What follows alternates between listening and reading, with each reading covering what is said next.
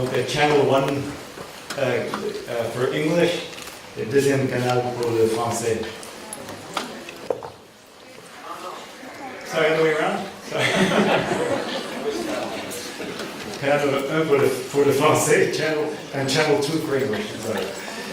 Bon après-midi, mesdames et messieurs, bienvenue à cette présentation de l'ouvrage La beauté désarmée de Huyan Caron. Je m'appelle John Zuki, je suis le président du Centre culturel Conversation qui parraine cet événement aujourd'hui. Nous sommes reconnaissants envers la Grande Bibliothèque, ce centre d'événements culturels important à Montréal et au Québec, pour l'utilisation de l'auditorium. La beauté désarmée a été publiée en italien, en espagnol et en portugais, et nous sommes heureux de lancer les éditions françaises et anglaises du livre aujourd'hui. La version anglaise, Disarming Beauty, a été publiée en mai par Notre Dame University Press aux États-Unis, et la version française a été publiée fin août par la maison franco-suisse Parole et Silence. Si on parle de la beauté, on aimerait lancer notre geste avec un exemple de beauté qui parle du profond désir, de l'amour, du besoin de l'autre, des thèmes qui sont très chers à notre auteur. La manique, composée par Georges Dor et chantée par Héloïse Vandamour. Yes, yes.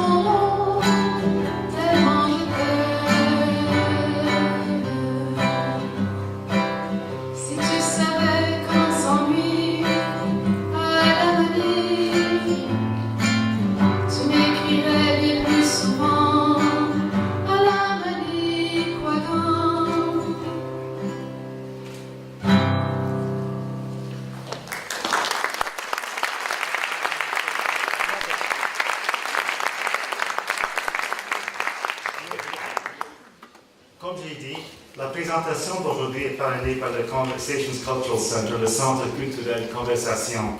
Ce centre est un lieu pour les hommes et les femmes qui ont une passion pour la découverte de la réalité dans tous ses aspects, et un lieu de rencontre pour un dialogue authentique entre les différentes positions culturelles et entre personnes de différents horizons humains. Le mot conversation indique le dialogue, mais aussi un mouvement vers quelque chose, c'est-à-dire s'accompagner les uns les autres et avoir une familiarité avec autrui. Le Centre culturel conversation vise à être ceci, non seulement un lieu de discussion, mais un lieu d'amitié, où nous pouvons entrevoir de nouveaux horizons et être changés par eux. Les objectifs du centre sont à l'origine du format que nous vous proposons aujourd'hui. Il y aura 2 petites présentations suivies par une conversation, voilà, entre le Père Caron et les intervenants. Dans quelques instants, je vais présenter les membres de notre panel, mais d'abord quelques mots sur le livre. Je ne veux pas allonger le public avec un aperçu de la façon dont le livre est structuré, et je pense que beaucoup de thèmes importants émergeront quand même au cours de la conversation que nous aurons. Alors laissez-moi utiliser une œuvre littéraire pour aborder ce que je vois comme un point de départ remarquable du livre. J'espère que cela vous incitera à acheter une copie du livre à la fin de la présentation et surtout à le lire et à le faire connaître aux autres. So, fiction. In a 1949 short story entitled A Hint of an Explanation, the late novelist Graham Greene features 2 travelers who meet on a train. One of the 2 recounts an event from his childhood to the other. David grew up in a market town in East Anglia in England, where as a boy he served Mass in a parish church. The town had 2 bakers. One of them, Blacker, was a lonely fellow, a freethinker, and virulently anti-Catholic.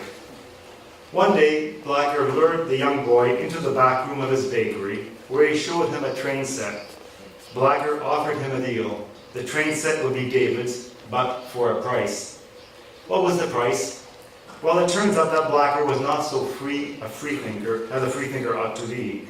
Indeed, he was obsessed with those who believe in God, in particular with Catholics and all their hocus-pocus regarding real presence. He was a baker, after all. Could he not produce a wafer identical to a Catholic host? Of course he could. He showed one to David, a perfect replica. And yet he wanted the real McCoy. This was to be David's mission, at least if he wanted to keep the train set. While serving Mass, he would have to remove a consecrated host from his mouth after having received it, and secretly hide and deliver it to the baker, who could then compare his version with the authentic one. In the end, David executes the plan, almost all the way. When Blacker comes by David's house and calls out to the boy by his bedroom window, David takes the host out of the newspaper and swallows it. Out of the newspaper which had wrapped it, and swallows it. How does Blacker react? This is interesting. He weeps and his shoulders shake uncontrollably, and he walks off hunched over in deep sadness. Why does the gentleman on the train, David, tell this story to his fellow passenger? His fellow passenger, who in fact narrates the whole story, is an agnostic who has difficulty with the question of evil.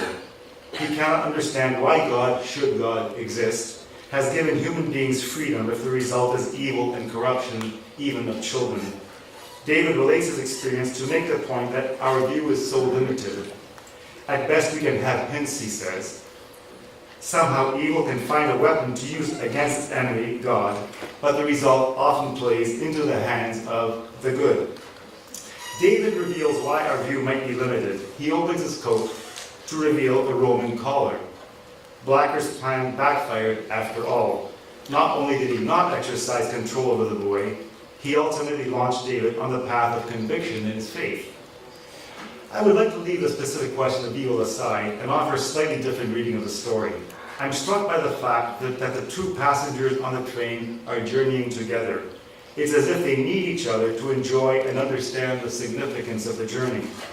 Even more remarkable is the fact that the young Catholic David and the adult freethinker Blacker also need each other. David did not take his faith seriously and ultimately journeyed to the priesthood, thanks in part to a prejudiced freethinker.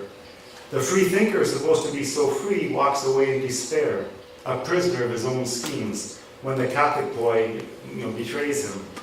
It's striking to see how these two worlds need each other in order to have a greater awareness of their respective missions. This is one of the truly new perspectives that Disarming Beauty communicates to the reader. A foundation and a leitmotif of this book, one which we might accept as true, as a cute quotation, or as something we think we already know, is that, to quote Father Caron, the other is a good for me.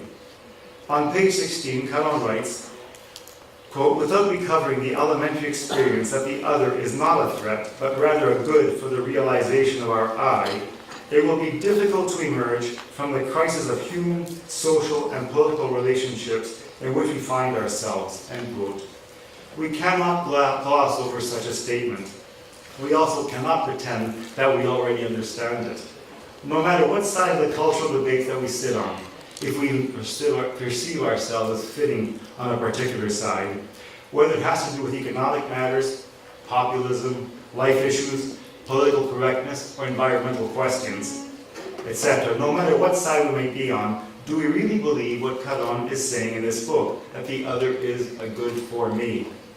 Not only that, but that there is no other way out of the crisis. Indeed, it is even difficult to understand the nature of the crisis without that premise. This is why I'm saying the book can provide a possibility for us to cast a broader gaze, engage our reason and affection in a deeper and truer way, one that makes us know better the nature of the current crisis, because we will know ourselves and the other in a truer way.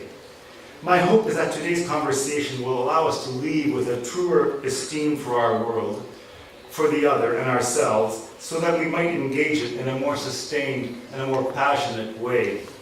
To help us, we have three distinguished guests who will enter a conversation this afternoon. First of all, our special guest today, Father Julian Caron. Father Caron was living the idyllic life of a biblical scholar, publishing theological works and teaching at the Theological College of Madrid's Conciliar Seminary and at the university. Then in 2004, with the intervention of a phone call from the ailing Pope John Paul II to the Cardinal Archbishop of Madrid, Caron was transferred to Milan, Italy, at the request of Father Luigi Celani, the founder of Communal Liberation. Less than a year later, Father Caron succeeded Father Giussani after Father Giussani's death as the head of that international Catholic movement. Julian Caron is also professor of theology at the University of the Sacred Heart in Milan and is a consultor of the Pontifical Council for the Promotion of the New Evangelization and the Pontifical Council for the Laity. The book we are presenting today was originally published in September 2015, and the English title is not a direct translation of the original title, which is something akin to an unguarded beauty.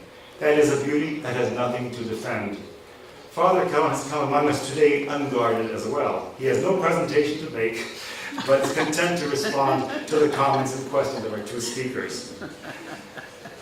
Notre premier intervenant est Maître Mark Phillips, avocat à Montréal, au bureau de Borden-Ladner-Gervais.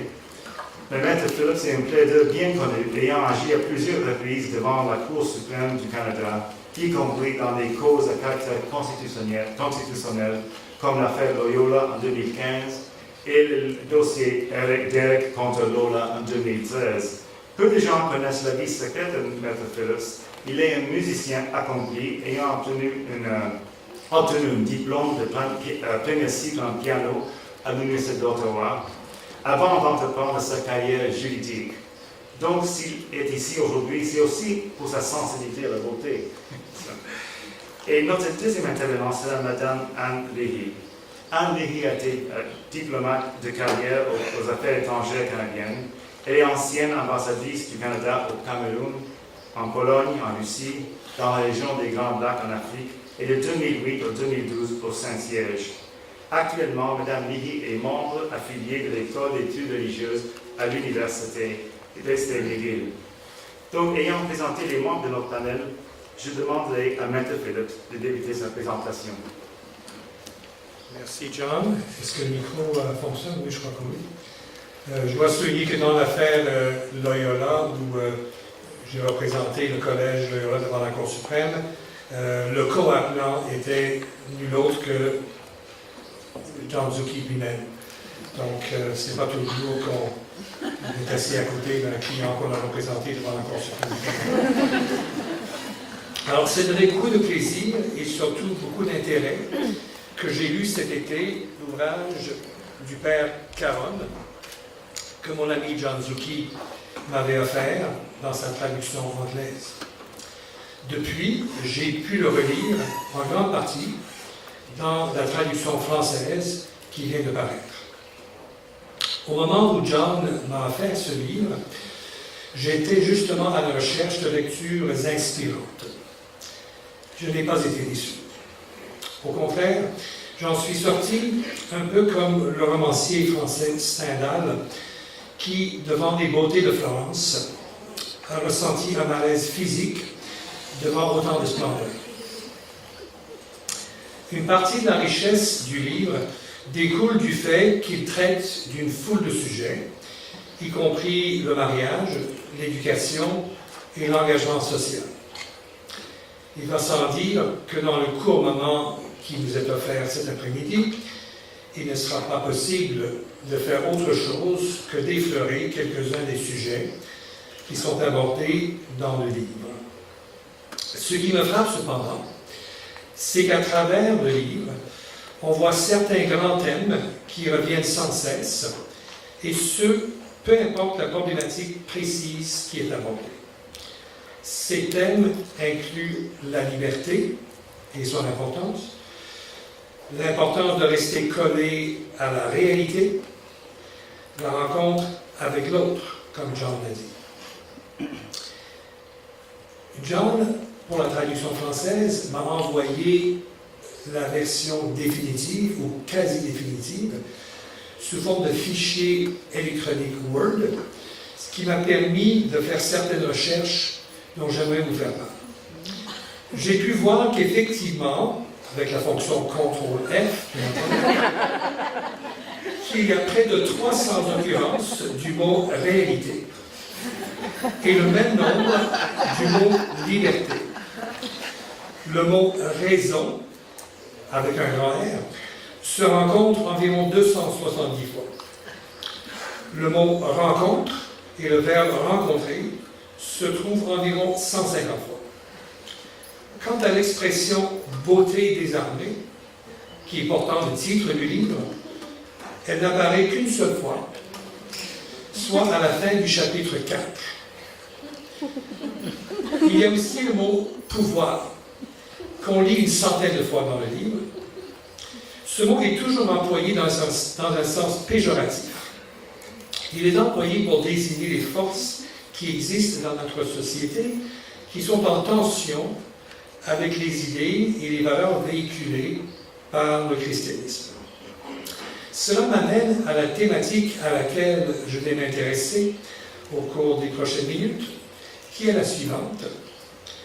Comment vivre comme chrétien dans la société occidentale d'aujourd'hui? En effet, si le père Caron parle toujours de l'Europe, je suis d'avis que ses propos s'appliquent avec autant de force à nous, Nord-Américains. La conjoncture actuelle est bien décrite par le père Caron et bien mise dans son contexte historique, et ce, dès le premier chapitre de son livre. Ainsi, devant la diversité religieuse qui s'est implantée en Europe à partir du XVIe siècle avec la Réforme, de grands penseurs ont cherché à maintenir les normes sociales sur un fondement qui ne dépendrait plus du religieux. Le nouveau socle serait plutôt la raison. À cet égard, le père Caron évoque bien entendu le siècle des Lumières et le philosophe Emmanuel Kant, qui a cherché à donner à la morale un fondement basé sur la seule raison. Dans les différentes nations européennes, le socle chrétien de la société a été ébranlé à différentes périodes et de diverses manières. Au Canada et en général et au Québec en particulier, le même processus s'est mis en marche dans les années 1960. Comme avocat, je peux vous dire quelques mots de l'évolution de la jurisprudence et l'évolution constitutionnelle. Le temps me manque pour rentrer dans nos développements et vous voulez surtout entendre le Père Caron et pas moi. Qu'il suffise de dire qu'à partir des années 80 surtout, la jurisprudence, en développant la notion de liberté religieuse, s'est chargée d'enlever au christianisme le statut privilégié qu'il avait. Donc, si on prend l'affaire Bailey and Drug Mart, qui est la première décision de la Cour suprême sur la Charte canadienne des droits et libertés, en matière de liberté religieuse, il s'agissait de savoir si un pharmacien de confession non chrétienne pouvait se plaindre de la loi qui prohibait l'ouverture des commerces le dimanche. On aurait pu aborder le problème sous l'angle de l'accommodement, comme on l'entend aujourd'hui, et on aurait pu dispenser ce pharmacien d'une autre confession religieuse de l'obligation de fermer son commerce le dimanche. Mais au lieu de procéder ainsi, on a tout simplement aboli l'obligation pour tout le monde de fermer le dimanche. Ça, c'est un exemple. On a aussi, sur la même base, aboli la prière dans les écoles et toute cette évolution s'est poursuivie jusqu'en 2015 où la Cour suprême a aboli ou interdit la prière confessionnelle dans le conseil, au conseil municipal de la ville de Saguenay, cause qui est bien connue. À l'intérieur de cette évolution, il y a eu les deux causes concernant le programme éthique et culture religieuse, dont l'affaire dans laquelle John et l'école Loyola ont été impliqués, où essentiellement il a été question de savoir, premièrement, dans une cause, l'autre cause impliquant des parents catholiques à Drummondville, si l'État pouvait imposer un programme comportant une certaine idéologie avec laquelle il n'était pas d'accord, ou bien si on pouvait empêcher une école catholique confessionnelle d'enseigner ces questions selon sa perspective catholique. Donc, dans toutes ces causes, dont certaines ont connu des succès, comme Loyola, il reste qu'on a cherché à enlever au christianisme son statut de religion quasiment d'État, à tout le moins dans certaines matières comme l'éducation. Dans un livre récent, le sociologue québécois bien connu, Mathieu Bock-Côté, dans son livre Le Nouveau Régime, évoque une nouvelle idéologie qui est une sorte de nouvelle orthodoxie, laquelle présente une vision du monde à laquelle tous sont censés adhérer. S'il est difficile de parler de persécution, son propos à M. Bock-Côté, c'est qu'il y a tout de même un prix à payer à ne pas adhérer à cette idéologie dominante. Et j'aurai des questions au Père Caron à ce sujet lors de la période de questions. Donc, il y a la liberté religieuse et son corollaire, qui est théoriquement la neutralité de l'État en matière de religion.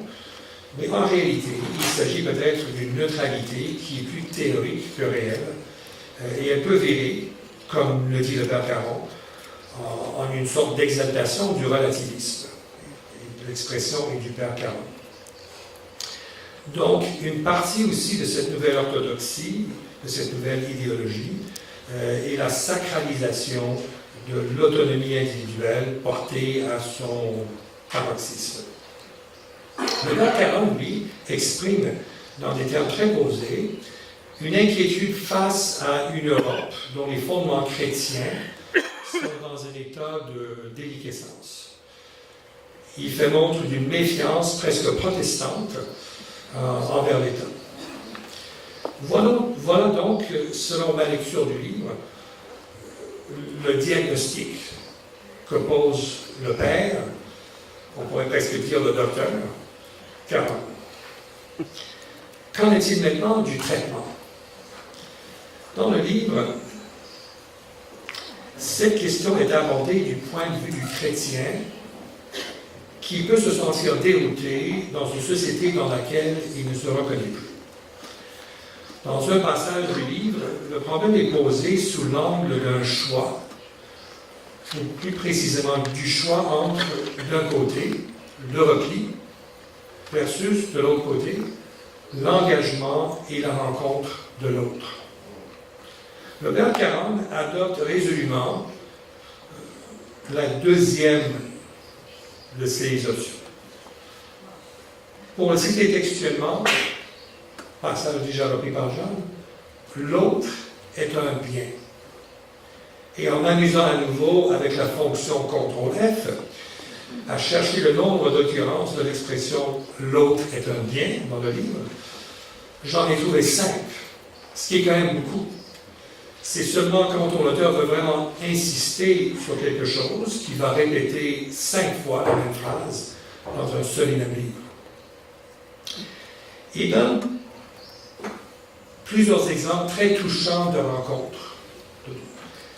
Deux hommes de religions différentes qui se lient d'amitié en raison de leur intérêt commun pour la langue arabe. Une dame qui partage une chambre d'hôpital avec une personne très souffrante et dont la condition s'améliore grandement en raison des liens qui se créent entre ces deux personnes. Enfin, il y a la métaphore de la graine de hêtre. Donc une graine qu'on peut laisser sur une table pendant 1000 ans, je pense que c'est ce que le père Caron dit, et sans qu'il ne se passe rien. Mais quand on met cette graine dans des conditions, dans la terre, dans des conditions qui lui permettent de germer, bon, il en sort quelque chose de bien. Et le père Caron utilise cette métaphore pour nous expliquer à quel point nous avons besoin d'être en communauté pour nous épanouir pleinement.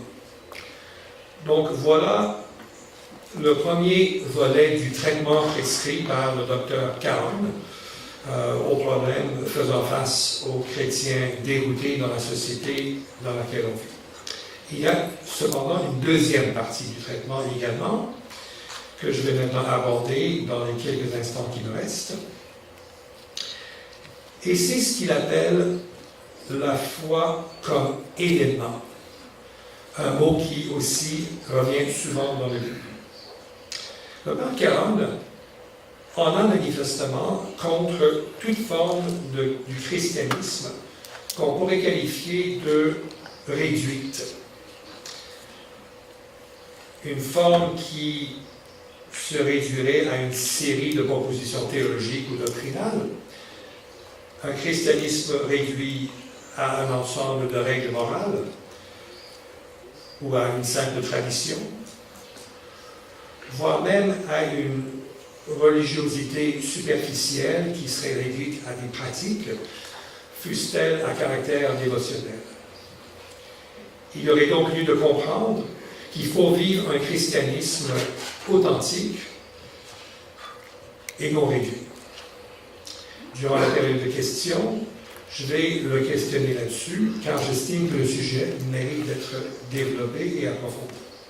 Quoi qu'il en soit, il faut, selon le père Caron, cultiver le témoignage d'une vie débordante de sa présence, c'est-à-dire la présence du Christ. Les mots témoin, témoignage, témoigner sont aussi des mots qui reviennent très souvent dans le livre. À terme, le père Caron semble nous exhorter à être transformés, ni plus ni moins. Un passage de la Bible qui m'est venu spontanément à l'esprit vient de la deuxième épître de saint Paul aux Corinthiens, chapitre 3, verset 18, qui se dit comme suit. Nous tous, le visage découvert, nous reflétons la gloire du Seigneur. Ainsi, nous sommes transformés pour être semblables au Seigneur. Et nous passons d'une gloire à une gloire plus grande encore. Telle est en effet l'œuvre accomplie par l'Esprit du Seigneur. En guise de conclusion, je reviens au titre du livre. En effet, bien que l'expression « beauté désarmée » n'arrive qu'une seule fois dans le livre, j'en conclus que c'est cette beauté du Seigneur qui nous transforme et qui nous amène sur le chemin que le Père Caron nous invite à emprunter.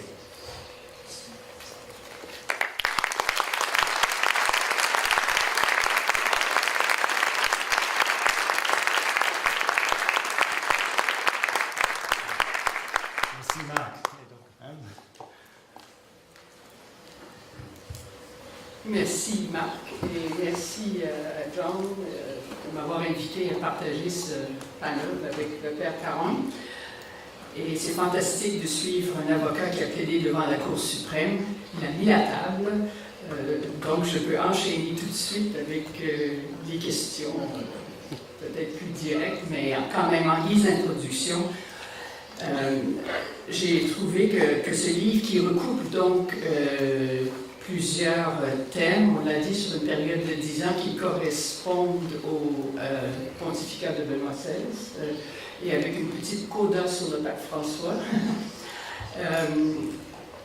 s'applique bien sûr, surtout quand on fait référence à Ratzinger, à l'Europe d'aujourd'hui, mais qu'on peut également transposer à ce qu'on vit au Québec, mais je dirais comme nous sommes en Amérique, nous sommes encore plus avancés dans le postmodernisme à certains égards ici. Alors, ce qui m'a interpellé le plus, c'est peut-être parce que j'ai une faiblesse pour la Russie et les Russes, c'est peut-on croire, étant civilisé, étant européen, peut-on croire absolument en la divinité du Fils de Dieu, Jésus-Christ? C'est le défi aujourd'hui.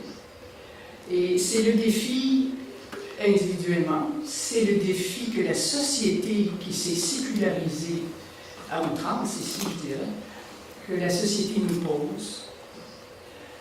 Et c'est le défi que nous avons à relever.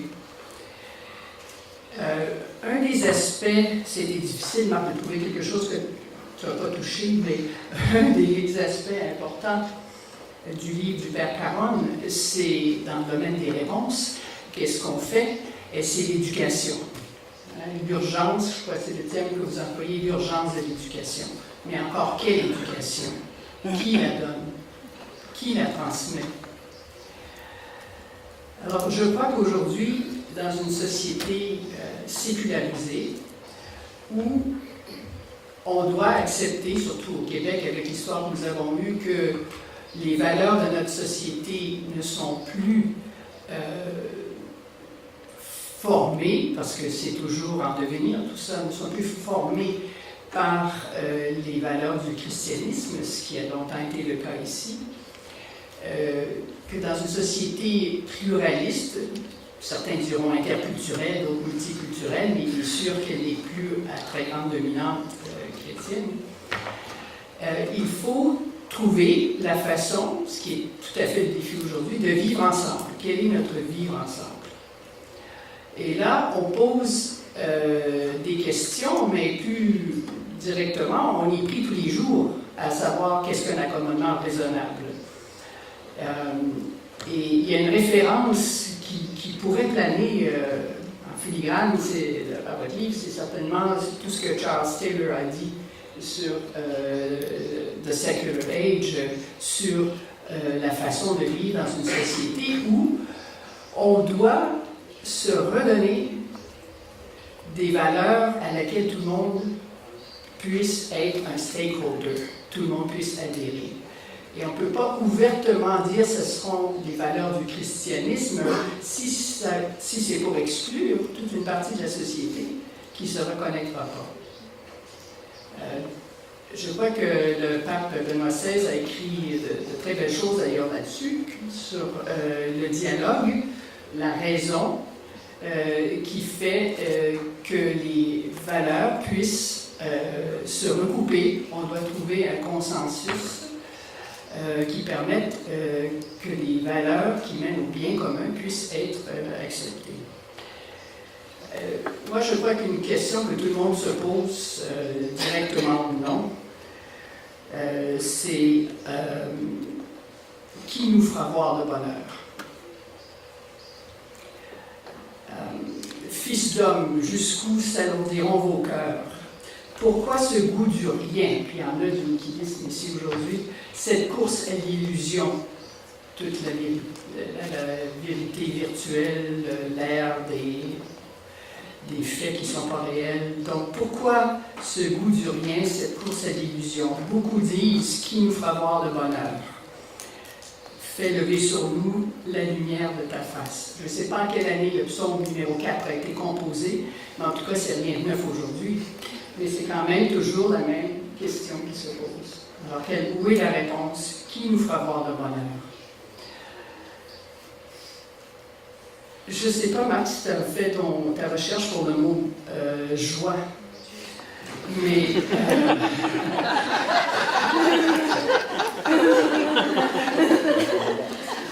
Mais la belette, ça mène à la joie. Comment est-ce que le chrétien peut convaincre? C'est pas en parole, hein, comme Saint François disait, convertissez, utilisez le moins de paroles possible, alors c'est par votre attitude. Hein, le mot expérience revient souvent aussi dans votre livre. Hein. C'est parce qu'on fait. Hein, les bottines doivent suivre les babines. Alors c'est comme ça qu'on sera jugé. Et les chrétiens qui ont la face de bœuf, ben, ça n'attire pas beaucoup les gens. C'est pas, alors, qui nous fera voir le bonheur? Moi, je crois que vous apportez des réponses à ça, en fait, dans plusieurs de vos chapitres. J'en dirai pas plus, comme ça vous achetez les livres. Je vous conseille aussi de lire en passant le livre de Joseph Ratzinger, La foi, la vérité et la tolérance, qui est très utile pour des gens qui vivent dans une société sécularisée aujourd'hui. Alors, pour annoncer peut-être un peu là où je m'en allais en lisant votre livre, parce que, comme plusieurs d'entre vous qui l'avez peut-être vu ou vous le verrez, le dernier film de Denis Villeneuve, n'est-ce pas, Blade Runner 2049, vous en avez sûrement entendu parler, c'est assez extraordinaire comme film. Ça pose des questions existentielles, explicitement, qu'est-ce que l'âme? Mais ça parle beaucoup de réalité, en 2049, et vous parlez de réalité, mais la réalité, c'est pas la même chose que la vérité. Et quand on parle d'être chrétien, de témoigner parce qu'on est, c'est parce qu'on a une idée de la vérité.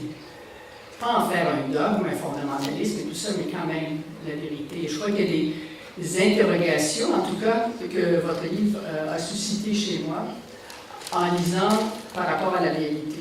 Ça m'a donné envie de vous entendre. Et là, je vous regarde, vous parler un peu plus de vérité.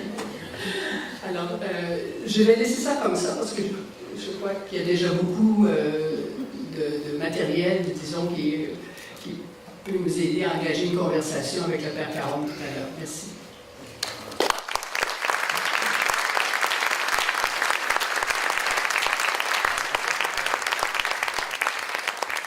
We're going to move into our conversation in English, and Father Caron is going to begin with the... Thank you very much for this opportunity to share this dialogue about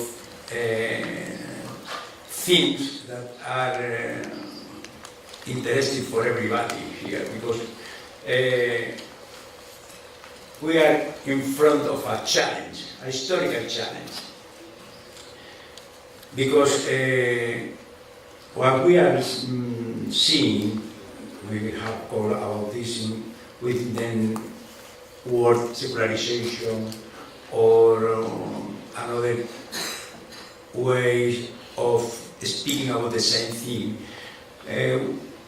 We are facing a moment, a historical moment, in which many of the, we can say, values or important things in life, we can say, generally speaking, that in the past we share, now everything is under discussion, we can say. In a pluralistic society, there is no agreement. It's difficult to understand each other in the family, in the school, in the university, in the society. Every issue is an item to discuss, to dialogue. So, it's not a problem of Christian, this question. This is a problem for everybody who lives in this particular moment in the society today. So we are facing the same question. The same question in education, the same question of what we need or what we want to share as a society. We have to face, when we don't agree with all the big conviction that we have received from the past, we need to identify what is the new basis to live together. If we want to live together.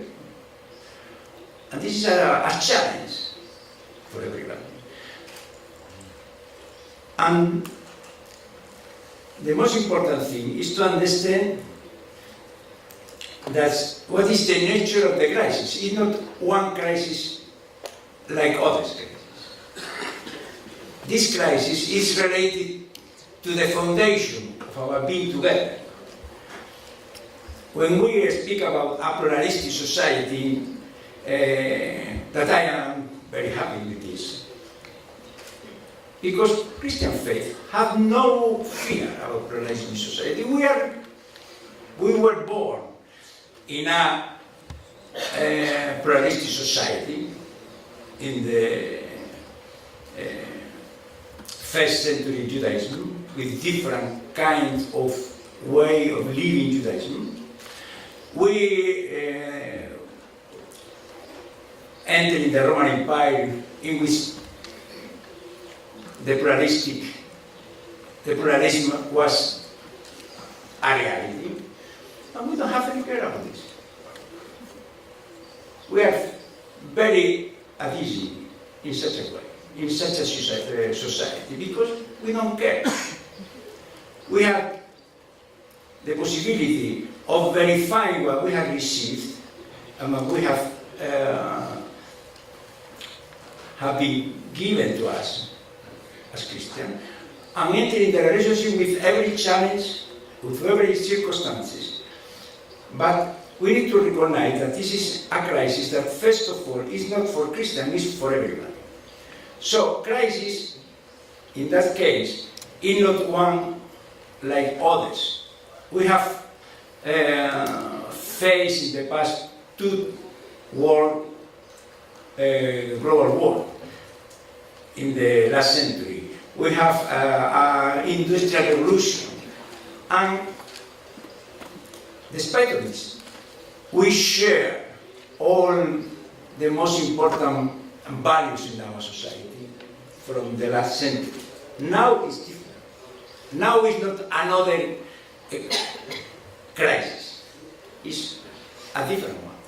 And we need to understand what is the nature of this crisis, because otherwise we are fighting with something that is unreal. No, the real crisis is the crisis of foundation that is related to everybody, whatever could be the background of the journey he has done as a human being, of every country with its own history. For this, we can look at this crisis like something dangerous, like people is worried about everything is collapsing before them, or as an opportunity. An opportunity to understand, to discover together what is the new foundation. Because we need a new foundation to be together. In every issue, in every item, in every problem, in every circumstances, we need to discover this. And this is the part of the interest of this crisis. Because it's only for courageous people who want to participate in the discovery of what are the real foundations for being together. and how we deal with all the challenges that we are in front of. So I am very happy to participate to this dialogue, to share with our guests what are the challenges we have before us and how can we deal with them. Thank you. Can I, I'm going to take advantage of my position as moderator to push you on this question. You speak of a crisis, and yet often we don't even see there is a crisis, or we have difficulty in identifying the crisis. What do you see as being the greatest impediment in us, Christian or non-Christian, in seeing the issue of the crisis? Because I think we many times reduce the crisis, the nature of the crisis, the depth of the crisis. Crisis is a word that we use often in our daily dialogue among us. But it's different, no? When what is at stake is the foundation of being together, like this case. For this reason, we need to understand what is the nature, the difficulty, the real truth of this crisis. And the difficulty to understand what is the crisis is part of the crisis. Because if we were so aware of what is the difficulty, we can say the crisis was overcome. But part of the crisis is that we don't know what it's about. And we discover again and again, step by step, in every issue that we start to discuss. We can say whatever issue, migrants, ecology, family, whatever. Every item is the starting point of a chaos of discussion. Whatever would be the origin of people, of the cultural background where they came from. So, this is the crisis. And the difficulty is to understand, but we only can understand little by little what is the nature when we are entering in the crisis. Because the crisis is not something that we can describe. Because many times for people it's a pessimist or an optimist according to the humor or the temperament of no, it's deeper than this. But only we can understand, like another thing, the most important issue of life, we can understand this only through experience. Only we can understand what is the nature of the crisis doing experience of this. When we have a difficulty to enter in the relationship, the parents with their children. This is the nature of the crisis. That the children don't feel understood by the parents, and the parents they don't have the possibility of entering in the relationship with the children, and the student with the professor, and the professor with the student, and the politician with the society, and the society with the politician, and the church with the believers, and the believer with the church. This is related to everything and everybody, every institution, every subject that is living our society. And only we can understand what is the depth of this crisis, little by little. And we are step by step understanding what is the real question that is at stake in this particular moment. Because we discover when the items of the subject that we are discussing came out. And we remain speechless. Why 2 centuries ago we were shared, or 15 years ago there was no issue about this, and now after 15 years everything like this that was, it seems clear for everybody, is under discussion. We don't need to go centuries ago.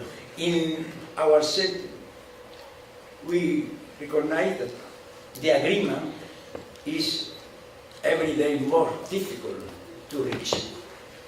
So this is the crisis. It's in front of us. Welcome to the crisis.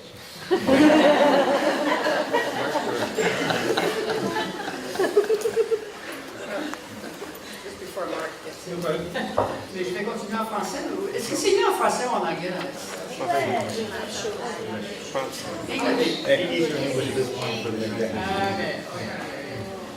I'm going to push you a little bit. I am here for this. Otherwise, I become bored.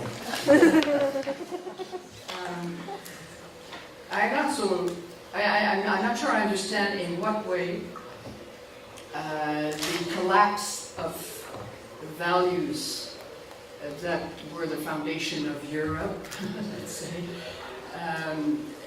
but that have been, I mean, le siècle des Lumières, Enlightenment, happened quite a few centuries ago, so we've seen it coming, that the cult of reason replaces the belief in some supernatural entity. We've seen that coming for a long time. We've had, there have been wars of religion a few centuries ago as well. We've had fascism and totalitarianism. So I'm not so sure we're all that surprised, and even the fact that we have technology today that accelerates the impact of our destructive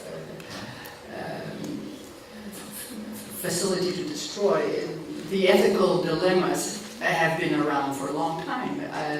You can use any new discovery for the good or for evil. That's not a new dilemma. So you said that the crisis is of a different order today than before. Can you go further and describe just how that is? It is one of the questions that I became aware, and this is the reason because I accepted the insistence of Italian publishers to publish the book, because I was illuminated by a text of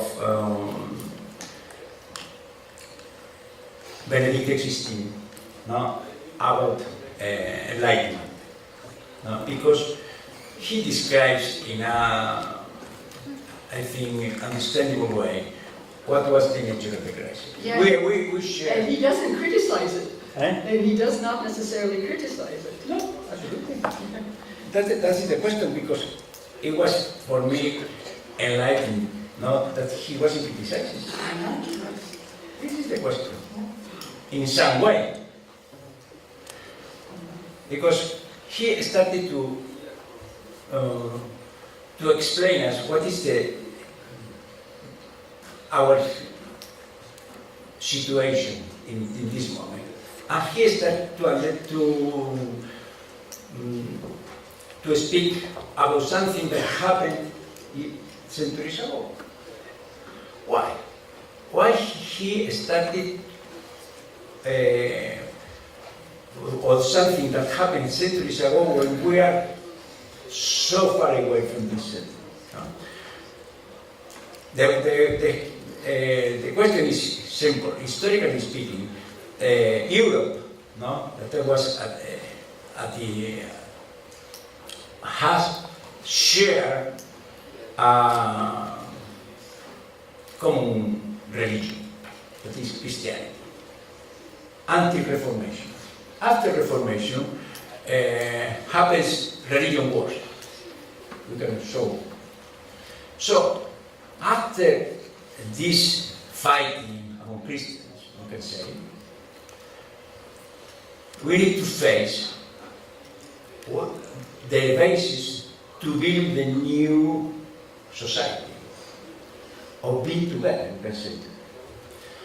So, the big effort of enlightenment, this is what the Father Benedict XVI underlines, this is the value of this attempt of Kant and others philosophers of the Enlightenment made, was they considered the most important gift that we have received, that they have received in that moment, from Christian tradition. The value of the person, the value of freedom, the value of society, the value of fraternity, all these kind of values that made life something life to live, no? Were recognized by these philosophers as part of this tradition.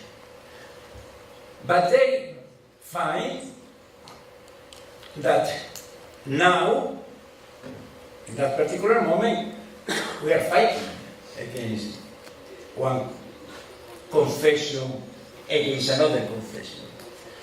And what is the geniality of Enlightenment thinkers?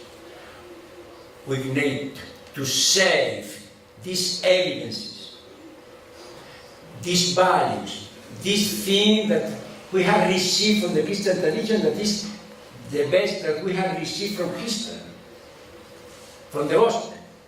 And we need to save these values, this big conviction, from the fight among confessions. This is the positive attempt that they did, no? But Ferdinand Ratzinger asked himself, but in that moment, they considered that it was so evident for everybody that the value of the person, the freedom, the fraternity was something so useful for living that they retained that it could be evident forever, that this evidence could have lasted. But what happened? In front of the challenging of history, what has happened? That this evidences are collapsing before us. This is what is the crisis. And this doesn't happen a centuries ago. It's happening now. Because from this Enlightenment way of thinking, all the constitution, all the legislation was shaped according to this value: family life, the defense of life. Everything that we have received from history has its origin of the Enlightenment thinkers. So, what we have received as society is this is now under discussion in every issue. And this is the nature of the crisis. We can listen. It's better this one than the other one. Okay. But this is what we now are facing. We can agree or disagree, but it's a matter of fact that we are in front of some kind of collapse of something that we have shared until now. But there's a missing element. What is? You tell me. I mean, the values of solidarity, fraternity, human dignity are shared by people who don't necessarily believe that there's and they're not bad in themselves. No. But what led to, I'm not an original thinker here, I'm just continuing what the former Pope has written about extensively. It is the non-recognition. Now you can put the verb because one doesn't want to, because it's forgotten, because a fault in the transmittal of faith. And that's the crisis. And that's the challenge, wouldn't you say, is to recover the missing element, which is the role of, we'll say God as a shorthand, in everyday life, in a human person's life. And that's the challenge today. How do you recover that? How do you actually act so that you are deemed credible in a society, that someone will want to hear you talk about it? The element that is lacking, what is? The element is that the Enlightenment thinkers thought that they could maintain the evidences of these values without any link with the history that has created or generated this value. Because if we think of Kant said this. It was impossible for ourselves, with all our intelligence, to discover the most important value without the help of the gospel. So Christianity. But afterwards, that we have received it from the gospel, we can use this value, you can say, and we have energy enough, performance enough, to maintain alive this value. What is the mistake? This is, from one hand, this is the geniality of Kant, to understood that these general values were received from the gospel. But at the same time, on the other hand, he ingenuously thought that we, with our energy, with our performance, would be unable to maintain alive these values. What is collapsing is that we weren't able to maintain alive these values. Because we wanted to break the relationship with this value, with the origin. Now we want to decide. Is it possible to some kind of answer to this break that has been produced in history, or not? Or is only an answer word that is impossible? This is the challenge that we have in front of us, all the society. And this is, we can accept the faith or not the faith. We can accept to belong to whatever we want. But the question is, every proposal has to be measured, has to be in front of this challenge. If somebody can educate people to be solidarious with the others, to respect the dignity of the human being, to have this kind of relationship that we can call fraternity, this is the problem of our society now. For me, it would be difficult. Why? Because we have seen that what we are trying to build as an answer is what has been shown as a failure. And the attempt that we many times are trying to do is what we have seen that has taken us to the failure. Because it's like an attempt made by ourselves, an attempt made with our energy, an attempt made with trying together to build up this attractiveness of the value. This is the challenge. I don't care. The question is, everybody have to verify the hypothesis, the working hypothesis, to see is his hypothesis or their hypothesis is able to make alive what is there. This is the question. And this is the challenge that everybody here has before. In the relationship between man and woman, in the relationship with father and parents and children, students and professors, politicians and society. It's not a problem of Christian.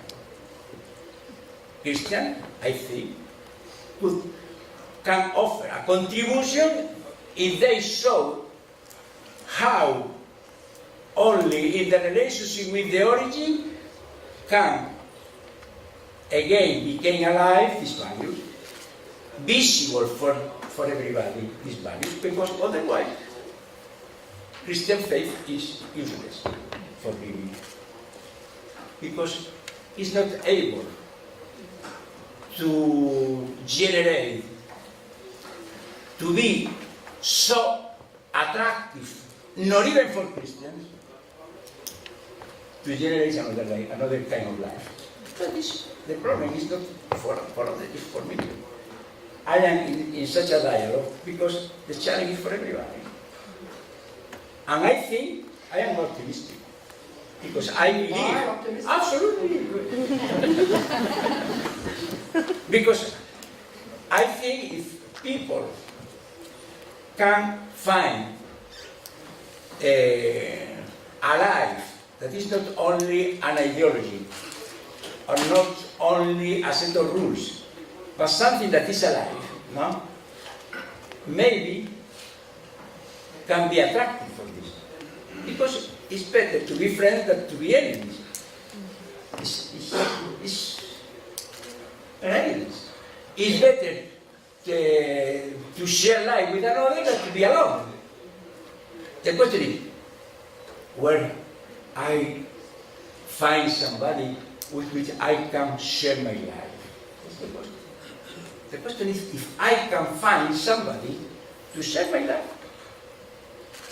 But not because I don't decide to share. The question is if I find somebody who have overcome individualism. Because individualism, we can become as individual, as an island. This, congratulations. Everybody can do that. There is no problem. There is no constraint. It's not even sin. Because sin has no meaning in our society. So there is no constraint to do another thing. You want to live isolated. Congratulations. Verify your way of living. But if somebody who lives in such a way can see that there are others, that there are others there in the neighborhood, or in the city, or in the university, or in the job, that live together in some way that they not even can imagine that it would be possible, maybe they have the envy to participate. Because Christianity started in such a way. Because somebody met somebody who decided to become a friend of him. Not because it was God, because they don't know. They didn't know that he was God. But because with his life was more human. And at the end they asked, and what is the reason because to be with him make life more human? And what is the question? Maybe life is so unusual and unhuman to be in such a way, maybe there is something more than human here. Maybe it's has to be something related with that. And this is the starting point of a revolution in history. The question, this is possible today? In this society, in this multicultural society, not in another, but Christianity has very comfortable in whatever situation. But we don't depend on the general environment. If we are really Christian, because our foundation doesn't depend on the general agreement. It's somebody else. If somebody find another and fall in love, in the experience of them, they have all the reason to be together. That doesn't depend if the other agree or not agree, if their experience is good.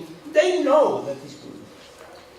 They don't need the permission to be happy among them. They have in their own experience the happiness that made reasonable to be together. There is no need any permission. Even can be persecuted, can be rejected, but they have in their own experience something that is different, and that they are happy for this, for the correspondence of this experience to their own desires. Because it's better to be together than to be alone. It's easy. Christianity is easy. Because it's so correspondent to the nature of the human being that when it happens, it's easy to be convinced. There is no problem. The question is, it is possible that this happens, and everybody needs to be with the eyes open around to understand, to intercept if somebody is living in such a way, like in the future, like in the past. No, because some people, some person like Zacchaeus, that he was a sinner, was so curious about this person that he decided to know him. And he started to look for him. And he was so amazed that some people, some person like Jesus, so famous, decided to come home, that this is the salvation. This is what I was looking for. And from this moment, he decided to be with me. It's easy. The question is, if we have the possibility that this event, because it's an event, it's impossible to do any kind of a strategy to produce it. Because this is the difficulty. We many times think about Christianity like another ideology, like the other ideology, not as an event. For this reason, if we don't understand that Christianity has nothing to do with an ideology, it's like to fall in love. Nobody among us think that falling in love could be produced or can be produced by a lesson, a series of lessons about love, or a set of rules. Because why do you use joy for this? Because it's so unusual, so unbelievable that some set of rules can produce falling in love. That is amazing. We laugh because it's impossible. It's impossible. It's the same a Christianity. It's impossible to produce by our performance or for a catechism or for a kind of lessons. It's an event, unpredictable event. It's like, you know. So, Christianity happens only as an event, and is produced only as an event, and not to any of the reduction that we have used to call Christianity. Is it not Christianity? It's like somebody tell me that get married is to do the cooking at home or to let the flat. It's something different. I can do even cook, but only if I love another man. Otherwise, you can look for another who make you the dinner. No? It's the question. But only when something happens, we can start to speak about the other things. But the first question is if it is possible in this moment of the history that I fall in love for somebody in which everything can be different. And so I decided to share my life with them. Is Christianity the same? More than this one, because this make fall after a while, because we are not sufficient enough, we don't have the energy to maintain alive, not even our love for others. Not even this. Imagine we can maintain alive the most important values of life. It's unbelievable, but we think that we can reveal what has collapsed only with an agenda. I am waiting for seeing this. Father Caronda, if I may, so I'm hearing two things. One is that we're in a crisis, which is presumably a bad thing. I'm also hearing that Christianity is quite easy. Absolutely. So easy as falling in love. The better it that happens. But when it happens, it's easy. That's it. It's difficult to produce. Better, it's impossible to produce. But when it happens, it's easy. You say in chapter 8 of the book that we're all defined by culture. That's something you say. How do you deal, or how do we deal with the fact that we're in a situation where the ambient culture, as you say in the crisis part of your book, the ambient culture is now largely at odds with our belief system and value system as Christians, or put another way, is it possible to live a Christian life that is full, rich, and faithful to the gospel in a culture where almost everything is a perpetual negation of Christianity's doctrinal and ethical positions? How do we deal with that? No negation of love can prevent that somebody fall in love. Point. It's an evidence. Nobody, there is no culture that can prevent the event of falling in love. Nobody can prevent that Christianity can happen in our society. But how do you cultivate that? I mean, falling in love is one thing, and it happens. But then, as in a marriage, one has to cultivate that. How does one do that? Only following what is happening among them, no? Because we are all, everybody is born or was born in a culture. We weren't born in an island. Everybody was born in a country with a culture, in which we have received all the richness of our ancestors until now. No? So everybody arrived in a moment, in a society in which is shaped by the culture. Even the disciples belonged to a culture.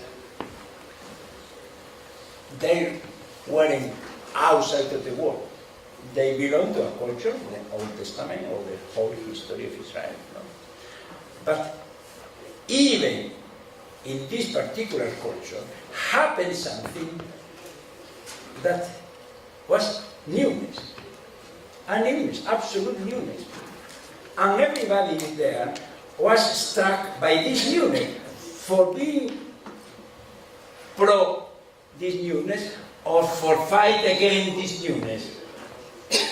But everybody recognized that something was happening before them that constitute a challenge for their own culture. The question is if what I find in my life is better than for living that way I have in my heart. If somebody wants to go to work, and he leaves the job with particular difficulties, no? And the other who is aside of him, who is facing the same challenge in the job, is happy when he is always complaining. It's a challenge for him. But how do you deal with the job? That you are always joyful and I am always complaining. This is the problem. This is the challenge that Christianity introduces always in life. In every issue. The married life, the job, the illness, and the circumstances, and every challenge. Everybody is in front of life, in front of the reality, in front of the circumstances, in front of every aspect of our life. And there is somebody who is always complaining, who is always sad, who is always uneasy. And there are people who are joyful, who enter in the job, as somebody told me, at 8 in the way in which he has to have a surgery singing. And the other are speechless that somebody at 8 in the morning was singing. Not because a particular character, no, joyful, no, because she lives in such a way that life is for her different. And this is the challenge. Do you prefer to enter in the job everybody complaining, or you prefer to be joyful? And when we meet somebody who is joyful, and why are you joyful? And I am complaining. This is the challenge. And why are you have this kind of friendship with another and I am alone? And why are you living in your married life in such a way? I remember a friend of mine who lived with another families together in the same area, and they have a lot of friends, but nobody was married. They didn't pushing them to get married. But little by little, they were so attracted by the light they are seeing in my friends, that little by little, most of them decided to get married. Well, there is no constraint, there is no hell, no as a means that can change their mind. It was no help. As a risk, there is no help. But they decided to give this new step because they didn't want to lose what they have seen in this way of living marriage, the way that they couldn't imagine that can be possible to live. So this is the challenge. And this can happen in whatever culture, in whatever situation, historical situation, in whatever neighborhood, in whatever country. Because I have a friend that is by Nigeria, and this became in love with a woman who couldn't have children. And all the culture of Nigeria, all the families, all the environment of the man pushed him not to get married because it was against his culture. And they insisted so much about at the end the love overcame the culture. And he decided to get married. There is nobody. What did he see in such a woman that are more attractive than to have children? This is the reason. And nobody, no culture can constrain you to do. If you don't have this opportunity to meet somebody that could be so reasonable to marry her, because even if they don't have children, to be with her is so precious for him, better than another kind of things.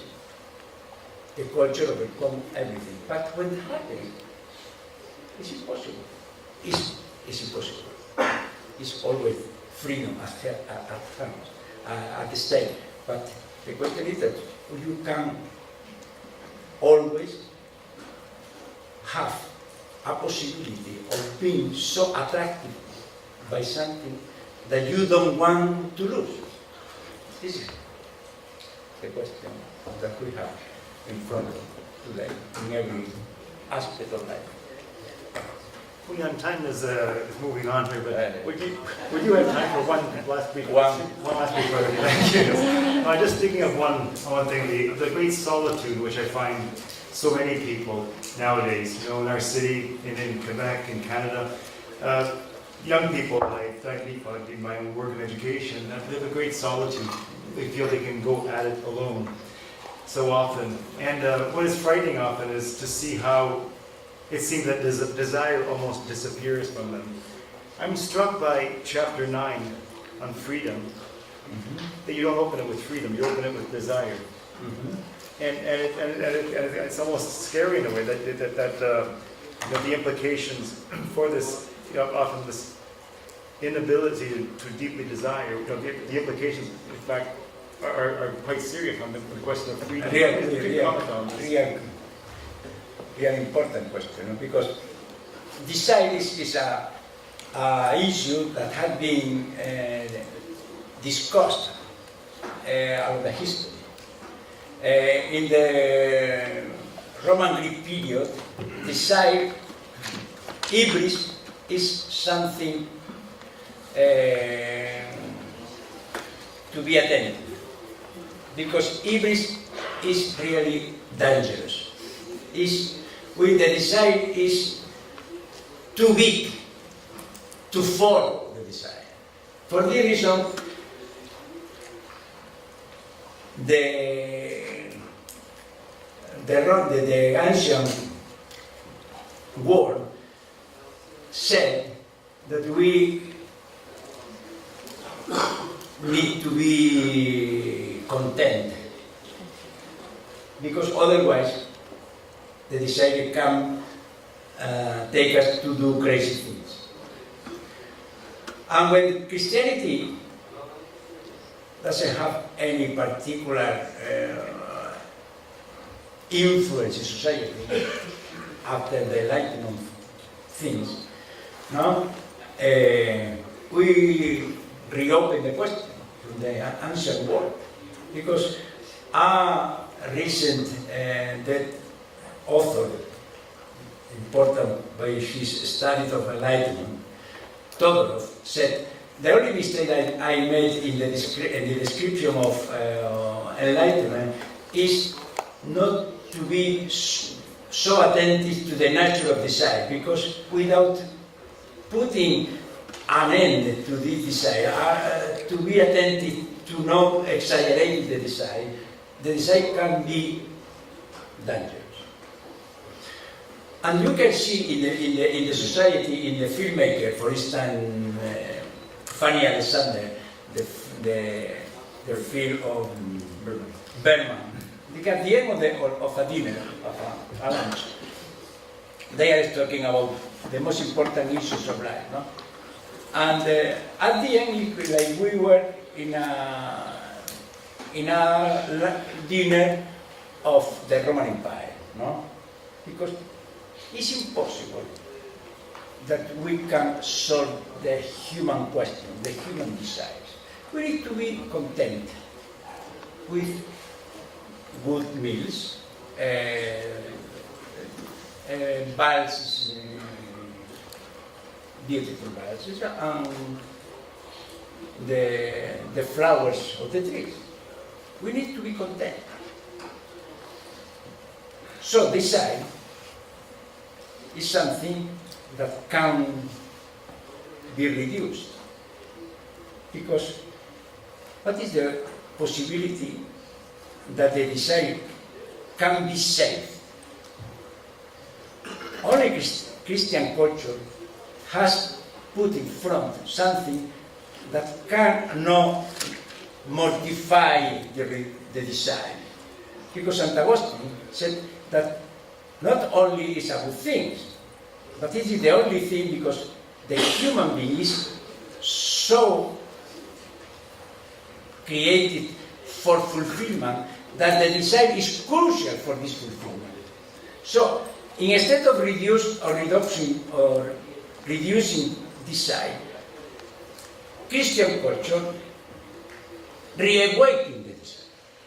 Because only when we can find an answer to the desire, we can save the desire. Otherwise, we can look for whatever strategy we want. But at the end, how many people in the world said to the children that became adolescent that, wait a minute, because life, first of all, settled you. Because it's too easy to decide with all this energy. But little by little, life settled you. That means that the parents who said this to their children are skeptical, are reduced to desire. The question is, how many people find somebody, instead of reducing the desire, excited the desire? Because otherwise, it's in front of our society, even we have everything, every device, the desire can be reduced. The question is, how can be reawakening all the desire in the classroom when people are not interested many times in anything? How can be interested in the job? How can be interested in not only like a burden to do, but reawakening the desire, reawakening even in the family life or even in love, not only something that we have to reduce because at the end we became deluded. Only if we can have an answer to this desire. We can be reawakened the desire. And this is the challenge. Because then the nature of the crisis, for instance in education, is not only a problem that the people are lazier than before. It's not. The nature of the crisis is if we can reawaken in the student or in the kids the interest for what they have to learn. And this is the challenge of every teacher, of every parent, of every people who have to do with the youth or the children. And this is the challenge. Who can reawaken our desire instead of helping us, of pushing us to be content with the other number? Otherwise, we can have a lot of items around, but at the end, we are losing our desire. And this is really a big stop for life. Because without fulfilling the desire, there is no life. And this is the challenge that every one of us has in front. Who or what can fulfill really the desire of our heart? Thank you. Thanks so much. As moderator, I'm supposed to wrap things up here, but how do you wrap up something that's really an open question? Two items, two things, two small things really, but they're so significant. One is that Father Calon spoke about the current crisis as an open wound for us. When he goes to the depths of it, he steps into the crisis in a way that we often might want to not face it, forget it, or not go to the depths, on the one hand. On the other hand, he says, who can stop us from falling in love? Who can stop an event when it happens? There is a response up there. There is a response to that open wound. And the question for us to pay attention. I would like to thank Father Julian Calon, Anne Leahy, and Mark Phillips for having been here at this presentation and given us such wonderful, wonderful words of wisdom, questions, interventions. Thank you so much.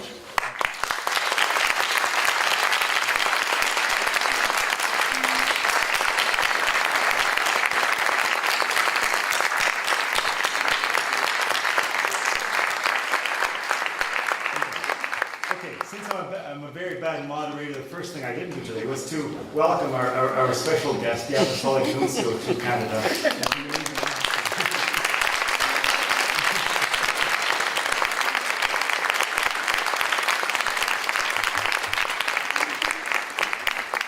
I forgive you. Great. Okay, two last announcements. First of all, there is a cocktail event to allow us to continue our conversation. Just exit through the back doors and you will be guided to the lounge, and everyone is cordially welcome. Second announcement, our next event with the Conversations Cultural Center will be the annual Christmas concert of the Communion Liberation Choir. It will take place on Friday, December 22nd in the Chapelle Historique of the Grand Séminaire de Montreal, 2065 Sherbrooke West. Every year, the proceeds of the concert are directed to a particular need around the world. This year, the concert will benefit a work among the Ahousaht First Nations people, just off Tofino. The Ahousaht Holistic Center, directed by Mr. David Frank, helps the people of the island with traditional and modern healing programs, and in particular helps to reintegrate those who have gone afoul of the law. This program is totally run by the Ahousaht First Nation, and it is a special desire of Bishop Gary Gordon of Victoria that this project flourish in his diocese. So let's continue the conversation. Thank you.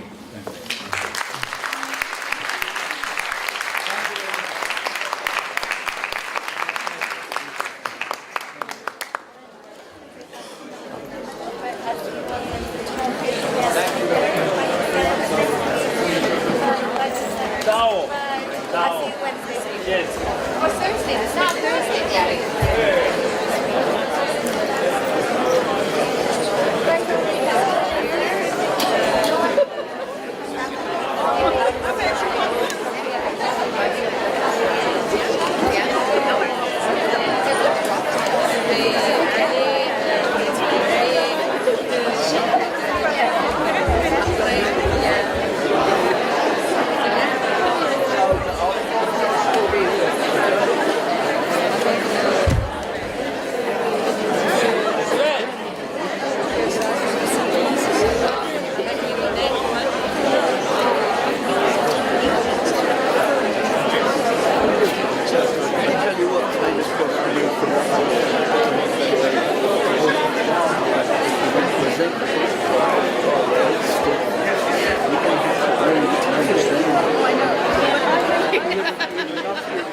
because I don't think there was a lot in there that was going to help me.